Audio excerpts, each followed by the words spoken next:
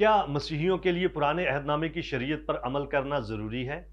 इस वीडियो के अंदर मैं बाइबली तालीमात की रोशनी में इस सवाल का जवाब दूंगा और इसके बाद कुछ मददगार तालीमी वसाइल को जानने में आपकी मदद करूंगा। लिहाजा इस वीडियो को आखिर तक देखिए। इस मामले को बेहतर तौर पर समझने के लिए ये जानना ज़रूरी है कि पुराने अहदनामे की शरीयत बनी इसराइल को दी गई थी, ना कि मसीहियों को। शरीयत में कुछ कवानीन ऐसे थे जो इसराइल पर इस हकीकत को जाहिर करते थे कि वो किस तरह खुदा के अहकाम को मान सकते हैं और कैसे उसकी खुशनूदी हासिल कर सकते हैं। मिसाल के तौर पर 10 अहकाम। कुछ कवानीन ऐसे थे जो बनी इसराइल की रहनुमाई करते थे कि वो खुदा की परस्तिश किस तरह करें और उसके साथ साथ अपने गुनाहों का कफारा कैसे अदा करें, जैसे कि कुर्बानियों का निज़ाम। कुछ कवानीन ऐसे थे जिनका मकसद बनी इसराइल को उनके इर्द गिर्द की सब अक़वाम में मुनफरद बनाना था, जैसे कि खाने और कपड़ों के बारे में कवानीन।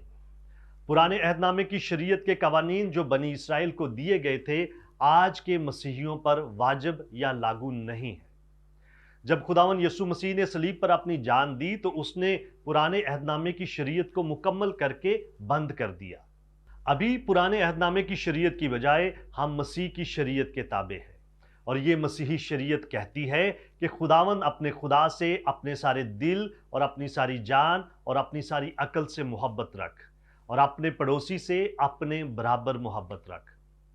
अगर हम इन दो अहकाम पर अमल कर लें तो फिर हम हकीकत में उस सब पर अमल कर रहे होंगे जिसका तकाजा यसु मसीह हमसे करता है।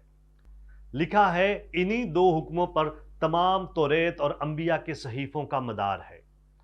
अब यहां पर इस बात का यह हरगिज मतलब नहीं कि पुराने अहदनामे की शरीयत आजकल के दौर में गैर मुतल्लिक या खारिज बहस है। पुराने अहदनामे की शरीयत के बहुत सारे कवानीन नए अहदनामे के दो हुक्मों यानी खुदा से मोहब्बत और अपने पड़ोसी से मोहब्बत रखने के साथ जुड़े हुए हैं। पुराने अहदनामे की शरीयत हमारे लिए ये जानने में बहुत ज़्यादा मददगार साबित हो सकती है कि हम किस तरह खुदा से मोहब्बत रखें और अपने पड़ोसी से मोहब्बत रखने के लिए हमें क्या क्या करने की ज़रूरत है।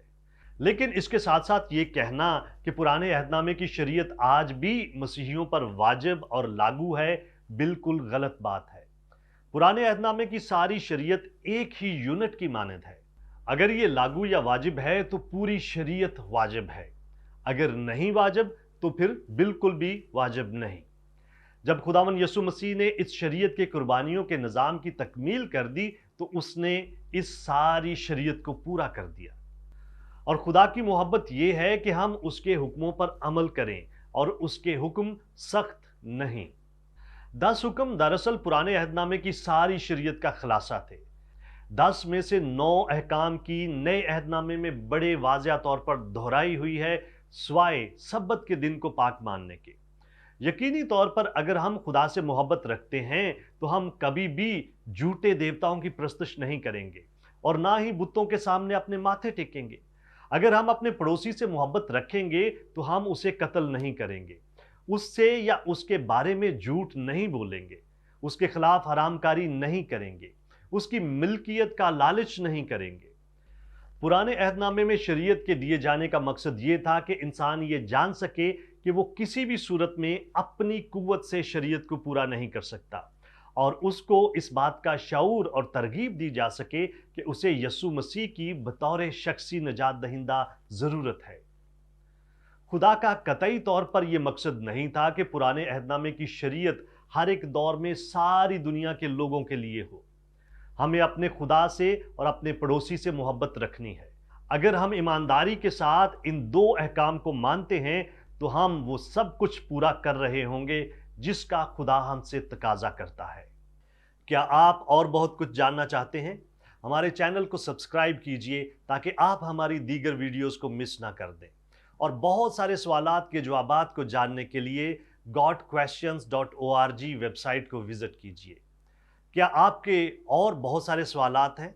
बाइबल के पास आपके सभी सवालात के जवाबात हैं। शुक्रिया।